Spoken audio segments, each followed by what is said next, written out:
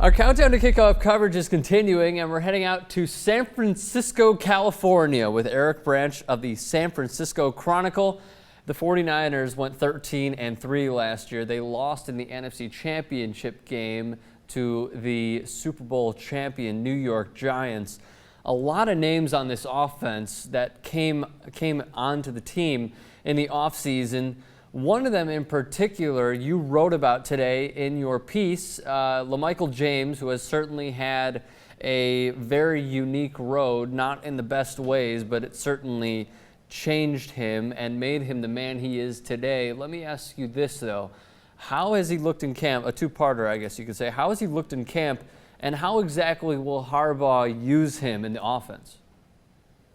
Well, the thing with LaMichael James, he graduated from Oregon, and they had a late graduation, so he missed a lot of the OTAs and mini camp. So when training camp began, he was behind as compared to the other rookies, and so his role was really limited. He didn't get a whole lot of reps during training camp, and it wasn't until the end of the preseason, the final preseason game, where we finally got a look at him kind of catching the ball in space.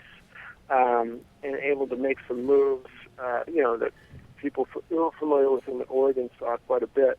So, I guess that is to say, we don't really know how he's going to be used exactly. I would imagine, if I just had to guess, that they'll have some special packages for him. I mean, he seems like a guy who's explosive enough to where you want to get him maybe 5, 6, 7 touches as a game as a rookie, and see maybe if he could take one of those, 30, 40 yards or whatever. Eric, the backfield is incredibly crowded, and from a fantasy football perspective, I would simply say stay away from all these guys, but as a team, it is a great problem to have. Now, Frank Gore is the obvious number one, and then you have second-year player Kendall Hunter, I believe out of Oklahoma State. Correct me if I'm wrong. No, you are absolutely correct. Yes. Brandon Jacobs, and obviously LaMichael James. So, I mean, how are they going to distribute the wealth amongst these guys? Do you see Brandon Jacobs getting the goal line carries? I do. I think they're sincere and really wanting to lessen Frank Gore's workload. So come December and January, he's fresh. He was a latter part of last season, really the last half of last season. He had some ankle and knee injuries, and you could just tell he wasn't the same guy who had 5 straight 100-yard games during the season. So I really think they're committed to that, and I think a guy who will be really cutting into his workload a little is Kendall Hunter, who has looked remarkably good, really, during the preseason.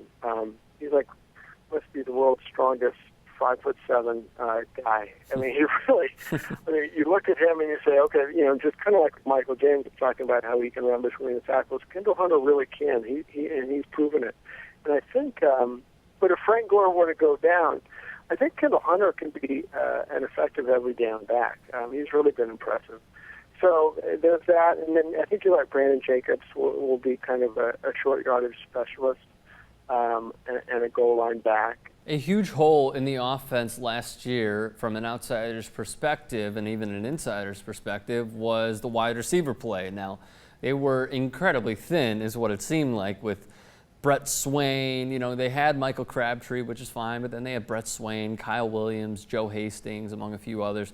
And now this is a totally revamped offense with the likes of Randy Moss, Mario Manningham. They still have Vernon Davis at tight end.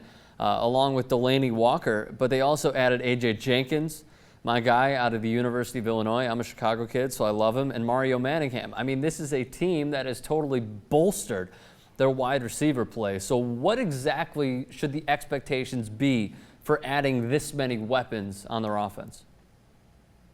Well, I mean, safe to say it's going to be better than last year. When you mentioned some of the names, when you have Brett Swain playing in an NFC Championship game, that's generally not a good thing.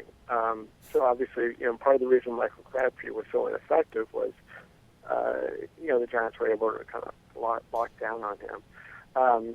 But what's it gonna, I think the biggest thing, obviously, is, and the great unknown and mystery and the most intriguing thing, which we'll find out in week 1, is, where is Randy Moss?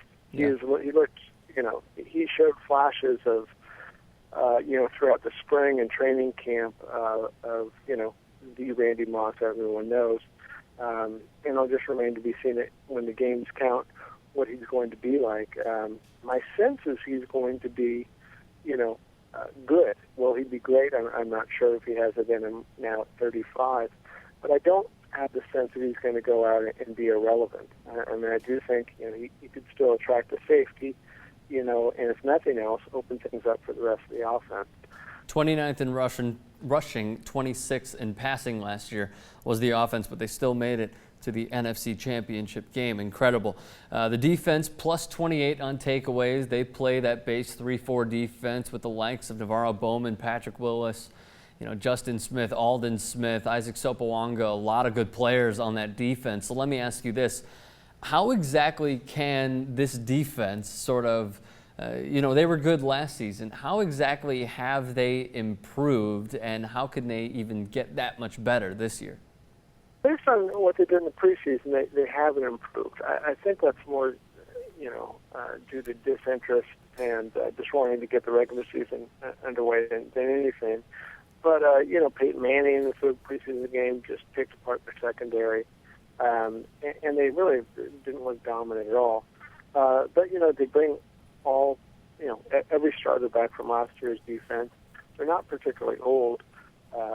Justin Smith is getting up there. I believe he's 32, but he had the best season of his career last year. Mm-hmm.